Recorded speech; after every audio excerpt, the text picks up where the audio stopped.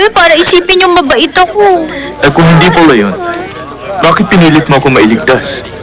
Kung napatay ka kapalit ko, lubos ako magpapasalamat. Pero malalaman mo pa ba yun kung patay ka na?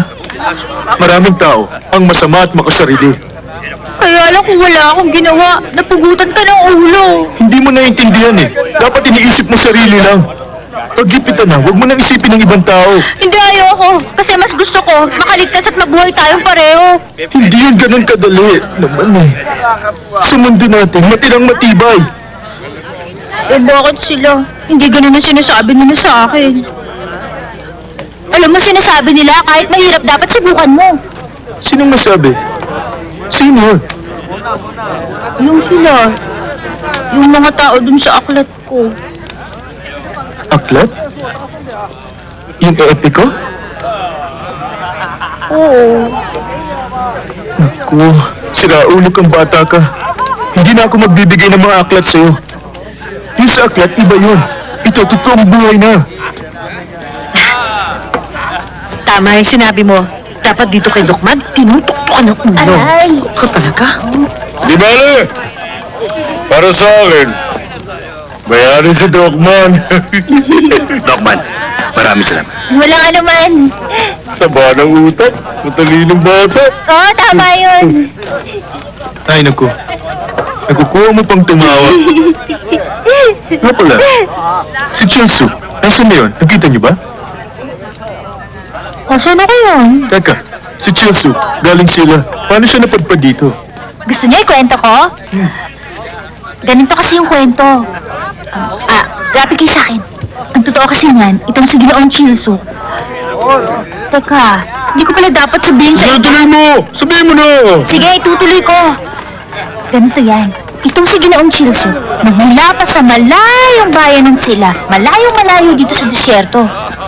At alam mo, dun sa sila, isa siyang magiting na mandirigma. Mandirigma? Talaga? Mukha naman eh, halata sa kilos niya.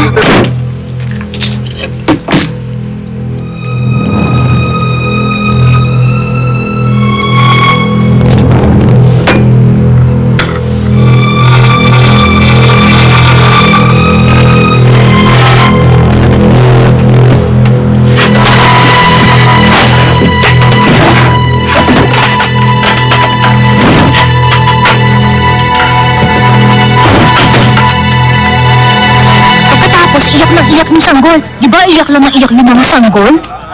Tama. Lahat naman ng sanggol sa mundo. Umiiyak. Ang naisip niya nun, madali lang yung gagawin niya.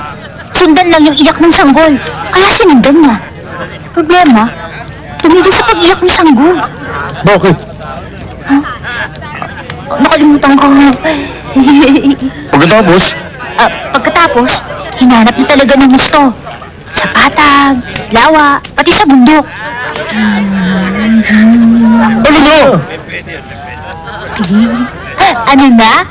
Hindi na tagal, may kuweba silang pinasok. Kapag may mga kuweba, sigurado ako, papasukin niyo ng kahit sinong tao. May mga punot, may mga lawa. Pero kung nagtatago ka, sa kuweba ka na. Ganun ba? Oo. Kaya lang, bakit naman niya hinahabol yung sanggol at tagapangalaga ng hari? Yun ang hindi ko alam. Hindi niya sinabi sa akin kung bakit.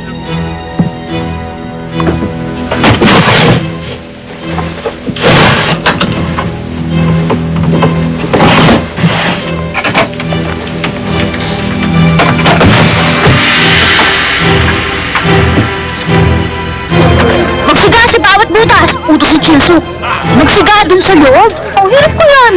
Di ba? Sobra-sobra yung usok mo. Pagkatapos, nagsiga nga sila. Yung isang kawal, nagkiskis ng patpat para makagawa ng apoy. Ganito. Tuloy siya. Ang tagal mo naman magkwento, nagkakabitin. Pagkatapos, nagkaroon na nga ng apoy.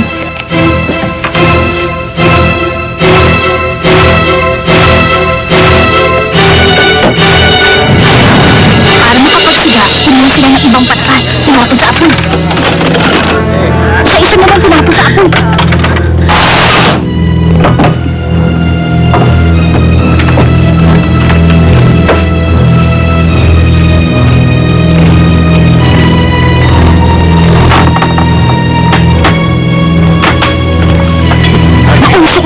sanggol hindi pa rin umiiyak. Nawawala na sila ng pag-asa. Meron ba? O wala yun? Si Kinso. Nakaabang lang dun.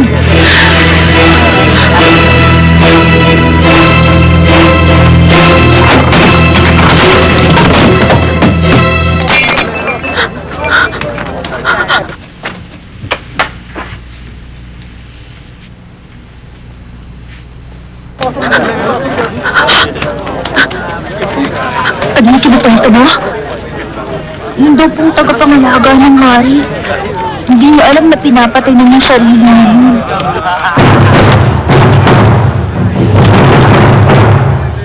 E paano kasi kung saan walang hinihingi ng hangin?